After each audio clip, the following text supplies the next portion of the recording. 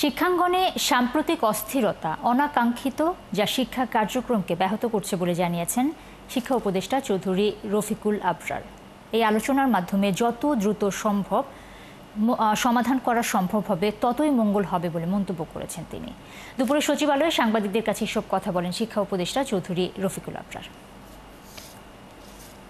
দেশের বিভিন্ন বিশ্ববিদ্যালয়ে যে কতগুলো অনাকাঙ্ক্ষিত ঘটনা ঘটেছে, তো সেটাতে আমিও মন্ত্রণালয় অবহিত রয়েছে এবং অবশ্যই তার দ্বারা স্বাভাবিক শিক্ষা কার্যক্রম কিছুটা ব্যাহত হচ্ছে। তো সেটাতে আমরা যথেষ্ট রকমভাবে উদ্বিগ্ন। তবে আমরা এটা মনে করি যে কোনো সমস্যাই আলাপ আলোচনার মাধ্যমে সমাধান হওয়া সম্ভব। আমরা আশা করি, আমরা জানি যে সেই প্রক্রিয়া শুরু হয়েছে এবং সেটা সমাধানের দিকেই এটা এগিয়ে যাচ্ছে। আমরা আশা করি দ্রুতই এই সমাধান এখানে হবে।